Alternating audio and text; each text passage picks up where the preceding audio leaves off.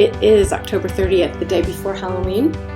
It seems that we are going to have a very wet trick-or-treat here. I'm still hoping that maybe the city will move trick-or-treat to Saturday so that it'll be dry. Because I love my trick-or-treat. I've had a busy month, and I'm grateful for the busyness. I wasn't even sure I would be able to get a studio talk recorded this week, but happily I am able to do so. I returned this week from my trip to Texas, which was amazing and wonderful.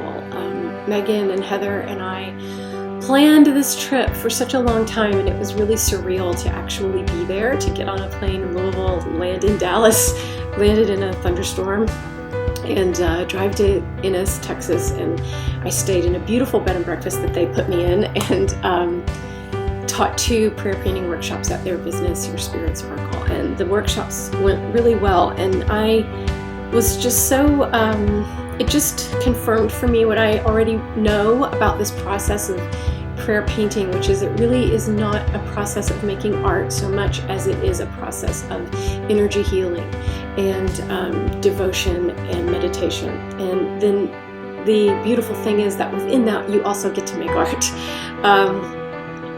At the beginning of this year, right after my birthday, I was in a sound healing meditation at my yoga studio, and I had this guidance that came through that said, you're going to teach your own form of energy healing. And of course, being someone who's trained and attuned to Reiki, I immediately thought of Reiki, and I was like, oh, I'm going to do some kind of new form of Reiki. And then, of course, I didn't know what that meant. But here, at the end of the year, it's all coming together, and I'm realizing, oh, the painting, the prayer painting, that's the new form of energy healing. That's what that is, and I'm really excited to focus on that aspect more and develop that more. I so hope that this trip and leading these workshops will open the door for me to do more and more of this, that I might get taken to new places and someone might bring me somewhere else to teach this workshop. I have an idea for building some tabletop easels so that I can transport this work more easily and go into spaces and just set my easels up and bring people in to paint. I did a freelance job this month that I was really grateful for and also scared about because I wasn't sure I could do it, and that's now being finalized. And I also painted the mural at Wildfire Yoga, which was someone else's design that I then interpreted in paint on the wall, and that was also something I had never done before, but something I had wanted to do. And so October has turned out to be a month of taking risks and busting out of my comfort zone and trusting myself and feeling more confident about moving forward and doing new things. And I've been so reminded about how when we make ourselves open, when we are in prayer and we make ourselves open, the answers that come to us very rarely look like what we think they should be, but they are always better. They're always bigger. When I can release my ideas of outcome or the way things should be, and really trust Spirit, trust God, to send what is best for me, what comes is better than anything that I could have imagined. And when I trust that I'm being guided and being held, the problems and issues that come up, those are things I can work out. Those are things that I can figure out. October has really shown me that I'm not powerless in my life, but that things move along much better the more surrendered I am, because it is a surrender to love, to love, to love. So we're moving into the last 2 months of the year, which is kind of amazing. I always think November and December go so quickly because of the holidays and all of the stuff that we do that's not in our normal schedule. I feel good about that. I feel good about a new year. I think 2019 just on the world stage has been heartbreaking, tumultuous, difficult, and I think it's probably going to become more intense as we move into these final 2 months. But I'm looking forward to getting my new passion planner and getting my new plan and my new word for 2020.